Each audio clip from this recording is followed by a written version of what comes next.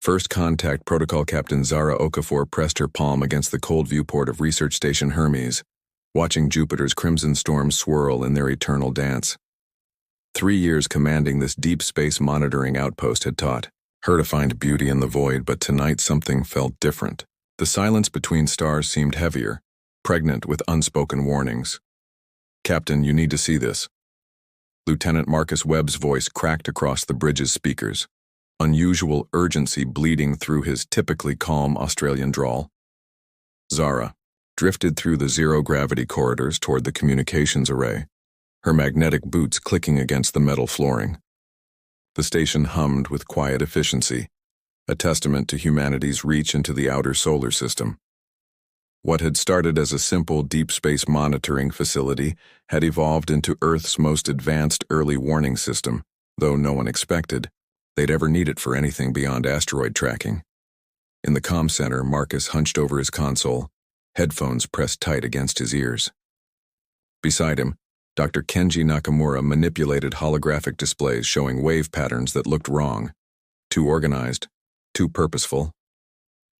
"It started 6 hours ago," Marcus began without preamble.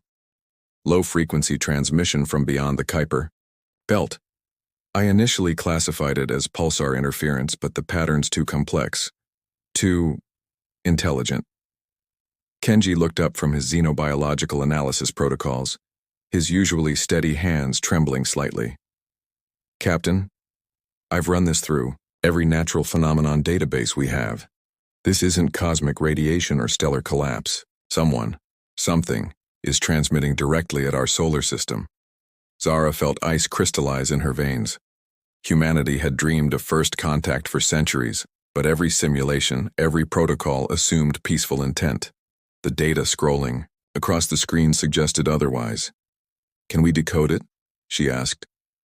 "Already working on it," Marcus replied, fingers dancing across quantum processors. "The signal's becoming stronger. Whatever's sending it is getting closer." The next 8 hours passed in a blur of coffee, calculations, and growing dread. The signal resolved into mathematical sequences, then geometric patterns, finally settling into something resembling a communication attempt. When Marcus finally cracked the encryption, the bridge fell silent. Images flooded their screens, worlds burning under crimson skies, cities reduced to glowing craters, space filled with the debris of destroyed civilizations. Then came the message transmitted in 17 Earth languages simultaneously. "Surrender now. Resistance brings only pain. The Zarathi claim this system." "How many ships?" Zara whispered. Kenji's voice was barely audible. "Long-range sensors detect approximately 300 vessels. Captain, they're larger than anything we've ever built, and they'll reach Mars in 72 hours. Zara straightened, feeling the weight of humanity's survival settling on her shoulders. "Open emergency channels to Earth Defense Command, Mars, Colony Authority and Luna Base. Authentication code Omega-7. As alarms began wailing throughout the station, she stared once more at Jupiter's storms. Humanity had always wondered if they were alone in the universe. Now they knew, and their neighbors were coming to kill them. The Zarathi had made one critical error, though. They assumed humanity would surrender without a fight. They were about to learn how wrong dead civilizations could be. The Mars Massacre Colonel Dmitry Volkov stood in the command center of Olympus Defense Platform, watching the crimson horizon of Mars through reinforced transparasteel.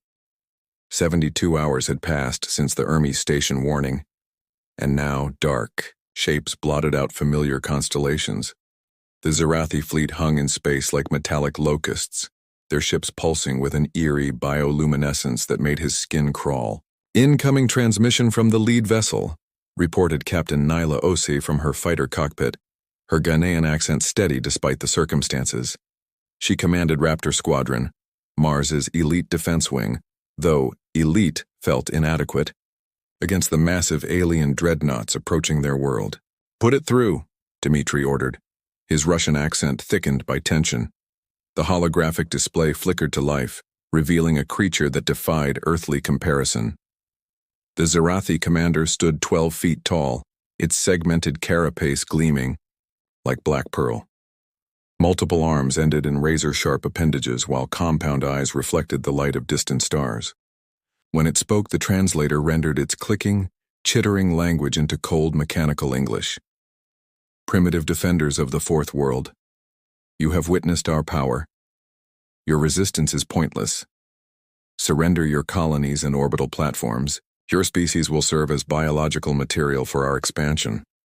Dmitri smiled grimly, remembering the secret construction projects that had consumed Mars's resources for the past decade. While Earth's nations had squabbled over territories, the colonies had quietly united, building something the homeworld didn't even know existed. Chief Martinez, are the Mjolnir cannons online? He asked. From the engineering deck, Chief Engineer Rosa Martinez's voice crackled through the comm. All 16 orbital platforms ready, Colonel. Fusion cores at maximum charge. These bugs are about to learn why we named them after Thor's hammer.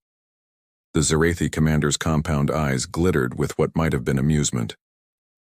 Your primitive weapons cannot. Dmitri cut the transmission. All platforms fire at will. Mars orbit erupted in brilliant light. 16 orbital defense platforms hidden among asteroid debris and mining stations unleashed concentrated fusion beams that could slice through capital ships. The lead Zarathi vessel, a kilometer-long bioship that resembled a monstrous centipede, simply ceased to exist, vaporized in superheated plasma, but the aliens recovered quickly, their formation scattered like startled birds, revealing the true horror of their technology. The remaining ships began to change, their hulls rippling and reshaping. What had appeared to be solid metal proved to be some kind of living armor that adapted in real time. They're learning our targeting patterns, Nyla reported, her fighter squadron engaging the alien escort craft. These things are analyzing our weapons mid-battle. The next 6 hours became a nightmare of adaptation and counter-adaptation. Every time the human defenders found an effective strategy, the Zarathi evolved a countermeasure. Their bioships sprouted new weapons, grew additional armor, even split apart to form multiple smaller vessels when threatened. But humanity had advantages the aliens hadn't anticipated.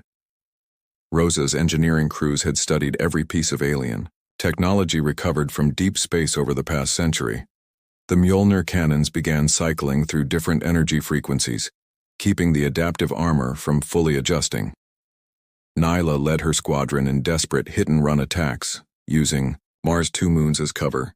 They're too big to maneuver quickly, she reported, her fighter weaving between alien fire. We're like mosquitoes, annoying enough to matter. The turning point came when Colonel Volkov made a decision that would haunt him forever. Rosa, overload. Platform 7's fusion core, manual detonation. Sir, Chief Hernandez and her entire crew are still aboard. I know. Dimitri's voice was steel. Do it. Platform 7 became a miniature sun, its detonation engulfing 3 Zarathi capital ships and crippling 2 more. The sacrifice of 43 human lives had broken the alien formation's spine. As the surviving Zarathi vessels began their retreat toward the outer system, transmitting panicked chittering across multiple frequencies, Dmitri realized something profound had changed. Humanity had faced extinction and fought back.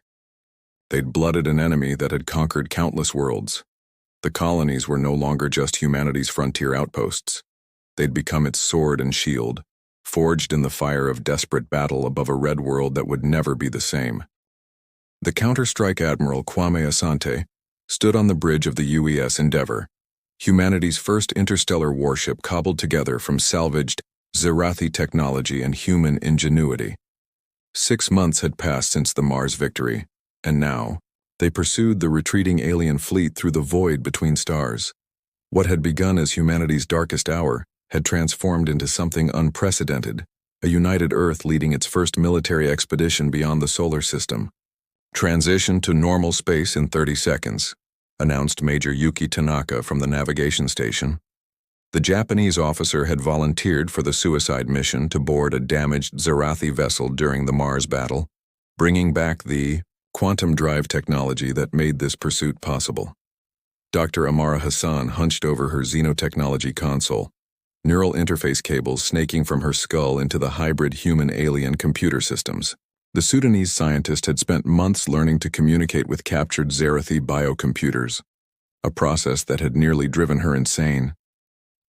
"Admiral, I'm detecting their home system dead ahead. But something's wrong with the readings." The fleet dropped out of quantum space into a system that defied expectation. Instead of a thriving alien empire, they found a dying star surrounded by hollow worlds. Massive space habitats drifted like ancient monuments, their surfaces scarred and broken.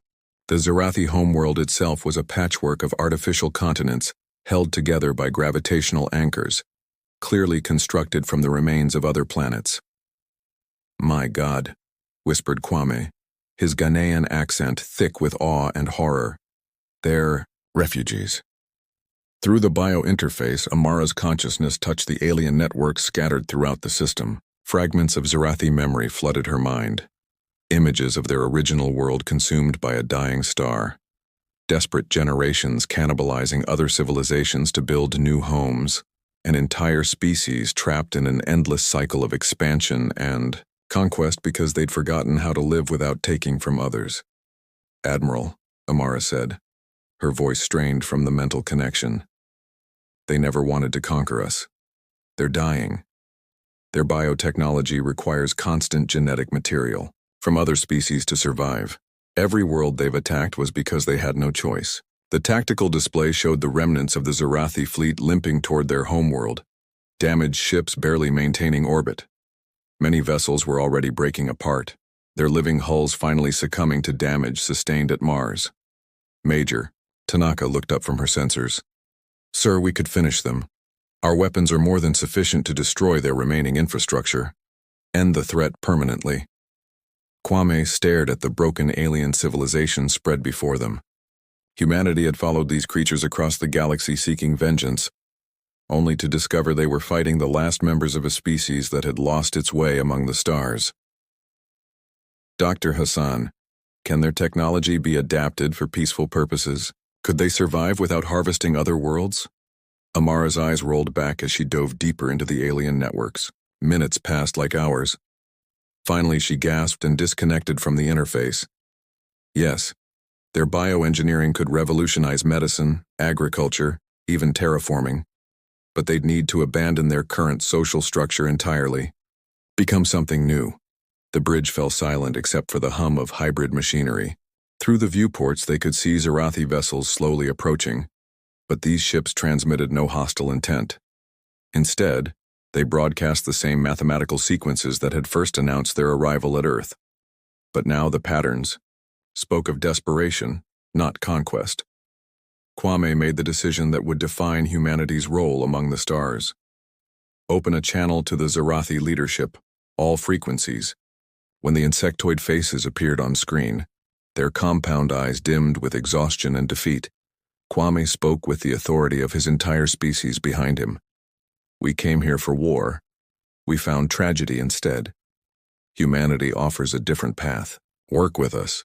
Share your knowledge freely, and we'll help you find a way to survive without taking from others. But if you choose conquest again, we'll be waiting." The lead Zarathi commander's chittering translated into words heavy with centuries of weariness. "Your species shows mercy to enemies. This is unknown to us. We accept your terms, but warn you, we have forgotten how to be anything but predators." "Then, we'll teach you," Kwame replied, "the same way the universe taught us." As the combined human Zarathi fleet began the long journey home, Dr. Hassan worked to establish permanent communication links between the species. Major Tanaka coordinated the complex logistics of integrating alien refugees into human society, and Admiral Asante contemplated how humanity's first interstellar war had ended not with conquest, but with the birth of something unprecedented, a galactic alliance forged from the ashes of misunderstanding.